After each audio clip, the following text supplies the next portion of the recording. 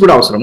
There is no doubt మీకు మంచి పేరు ఉండొచ్చు, నువ్వు బాగా పనిచేస్తుండొచ్చు, but at the same time అక్కడ సోషల్ జస్టిస్ చేయాల్సి వస్తుంది కాబట్టి మిమ్మల్ని కొంచెం పార్టీకి పని చేసుకుందాం, గెలిచిన తర్వాత ఇంకొక రకంగా చూస్తాను అని చెప్తున్నాను ఆయన. అది ఇవాళ జగన్మోహన్ రెడ్డి గారు చెప్తారు.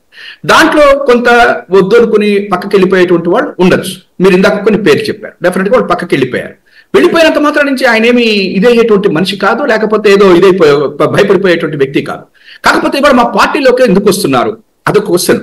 ఎందుకు ఈ మాట ఇవాళ వస్తుందని చెప్పంటే, నిన్నటి దాకా ఒక 8 నెలల నుంచి సంవత్సరం నుంచి కూడాను 40 మంది మాతో టచ్ లో ఉన్నారు, 60 మంది టచ్ లో ఉన్నారు, రేపు పుత్తటి కల్లా మీకు ఏం లేదు, జగన్ గారిది అయిపోయింది, అట్లా ఇట్లా అన్నటువంటి చంద్రబాబు నాయుడు గారి దగ్గర నుంచి కానివ్వండి, వాళ్ళ పార్టీల నుంచి కానివ్వండి, లేకపోతే మా పార్టీలో కొంతమంది అసంతృప్తులు ఆగిపోవటం కానివ్వండి, ఇవన్నీ ఎందుకు జరుగుతున్నాయి అంటే నేను ఒక్కటే చెప్తాను.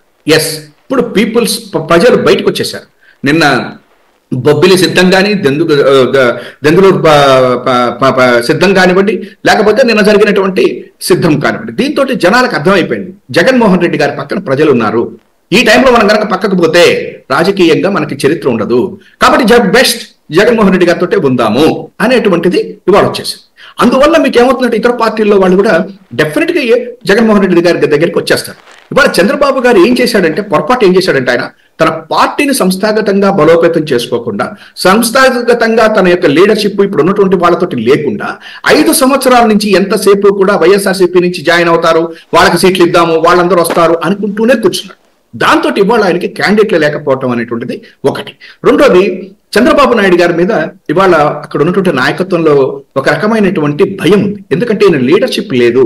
ఇదివరకటి పరిస్థితి వేరు, ఇదివరకు కాంగ్రెస్ వర్సెస్ తెలుగుదేశం పార్టీ కాబట్టి మీకు ఆ 2 పార్టీలే ఉండటంతో ఈయన ఏదో రకంగా ముందుకెళ్ళాడు. రెండోది, నేను ఉన్నట్టు చెప్తున్నా, కాంప్రమైజ్డ్ ధోరణి ఉండేది ఇదివరకు కాంగ్రెస్ పార్టీకి చంద్రబాబు గారి మీద. చంద్రబాబు కూడా కాంగ్రెస్ పార్టీ మీద ఒక రకమైనటువంటి సాఫ్ట్ కార్నర్ ఉండేది, ఎందుకంటే తిట్టుకునేవాళ్ళు, మళ్ళా అది ఇది అన్నట్టుగా మాట్లాడుకునేవాడు. కానీ ఇవాళ జగన్మోహన్ రెడ్డి గారు ఆ రకమైనటువంటి లొంగుబాటు లేకపోవటం కూడా ఇవాళ చంద్రబాబు గారికి మైనస్ అయిపోయింది.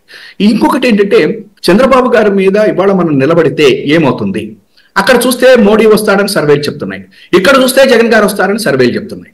అటువంటి పరిస్థితుల్లో చంద్రబాబును నమ్ముకుంటే మనకేమొస్తుంది అనేటువంటిది కూడా ఇవాళ నేను ఇంత ముందు నుంచి చెప్తున్నా. చాలా మంది డబ్బు ఉన్నటువంటి వ్యాపారస్తులు, లేదా ఇంతకుముందు తెలుగుదేశం పార్టీని బాగా మోసినటువంటి వాళ్ళు భయపడుతున్నారు.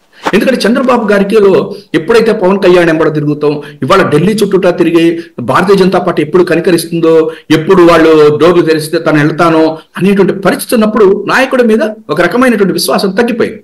రెండోది, చంద్రబాబు గారి మీద ఇవాళ జాతీయ స్థాయిలో కూడా ఏ పార్టీ కూడా దగ్గరికి రావట్లేదు.